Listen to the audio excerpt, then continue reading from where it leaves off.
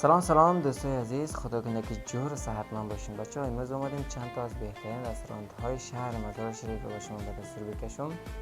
خیلی رستوران‌های عالی هستند. اگر از ویدیو خوشتون آمد حتما لایک، سابسکرایب اذیتتون نره. البته فعالیت ما در تیک تاک و یوتیوب و اینستاگرام هم میشه که خدا یارتان ویدیو تا آخر بیننده باشین. شماره 1 رستوران بلخ باستان بچه‌ها یکی از بهترین رستوران‌های شهر مزار شریف میباشد که واقعا غذاهایش مینوش عالی است. من شاید تا حال 15-20 بار رفته باشم. خیلی رستوران شیکی هستن، هم بر کسایی که پولشان مثل ماری پولشان کم هستن، اونایی که پولدار هستن دیگه نامجا مناسب است. مینوش خیلی عالی است، دیگه ارزان است، قیمت هم نیست. دیگه حتما رفته باشی یک امتحان کنیم، خصوصا داشیش. داشی و قابل پلاو بهترین است. دیگه رستوران هم هستن بهترین رو براتون میگم. دیگه ویدیو تا آخر ببینید باشین. و شماره 2 بچه‌ها رستوران ریحان یکی از بهترین و مقبول‌ترین رستوران‌های شهر مزار شریف است.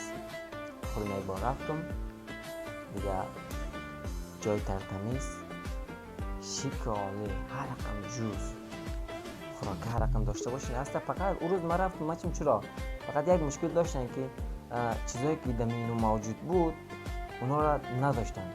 من گفتم یک خوراک داشی بیاریم. داشی البته داشی و قابل پلاو خیلی دوست دارم. من گفتم داشی بیاریم، گفتن والا داشی خلاص کردیم. ما چیم خلاص کردیم؟ گفت یا نداریم. مثلا ساعتای 11 بجه افغانستان 11 بجه بود. ساعتای 11 بجه روز بود. دیگه رفتم گفتن داشی ندارم. من گفتم خیلی یک خوراک چی بیاریم؟ قابل پلاو بیاریم. گفت والا قابل پلاو خلاص کردیم. من گفتم خیلی چی داریم؟ گفتن اسخاری است و دیگه چند تا غذا را گفت. من گفتم خیلی کباب بیاریم، یک چوبان کباب بیاریم. گفتم چوبان کباب بردم، یا خیلی طعمش عالی بود. یا بالاخره دیگه همه چیزش عالی است، خصوصا گارسوناش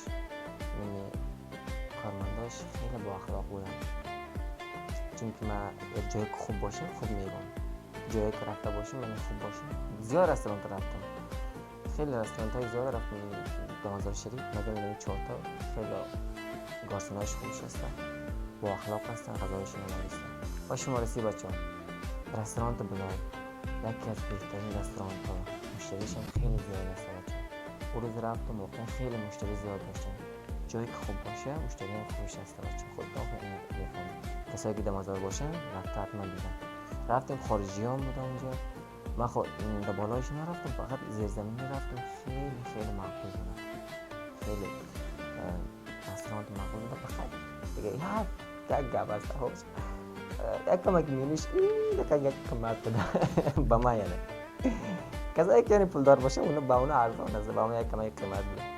باز رفتیم اونجا 3-4 نفر که بچه‌ها بودیم دیگه، از فیسبوک دیدیم و رفتیم. بار اول ما بود در رستوران بلال رفتیم.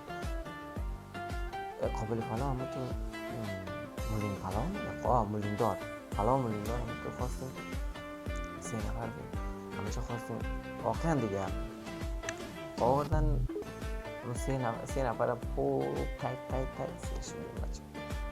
یعنی 1000 روپیه شد دیگه، 3 نفر 1000 روپیه شد. خیلی واقعا دیگه غذایش خیلی خصوصا قابل پلاوش خیلی مزه‌دار بوده باشه. ما رفته امتحان کنیم یا خوبش هستن. خدا یارتان. گارسوناش البته گارسوناش هم خیلی با اخلاق بودن. یا خدا یارتان. البته این بار رفتم اجازه نرم اصلا کما که ارزان تر کنیم.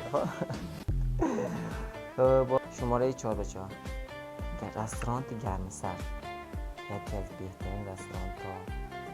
هر چی بخواید هست بچه‌ها، جوز، آیس کریم، شیریخ، هر رقم خوراک که می‌خواید اونجا هست.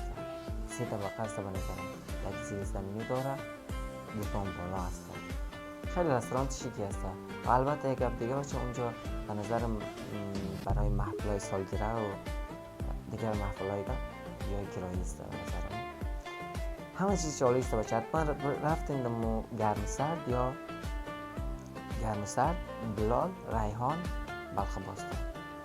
این 4 رستوران بهترین رستوران هست. در مینو باشه با مینو عالی‌ترینش بلخ باستان است.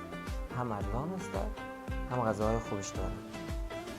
بچه‌ها دیگه زیادی مردم فامیله میرن. برای فامیلی ریحان بلال و گرمسر دالی است.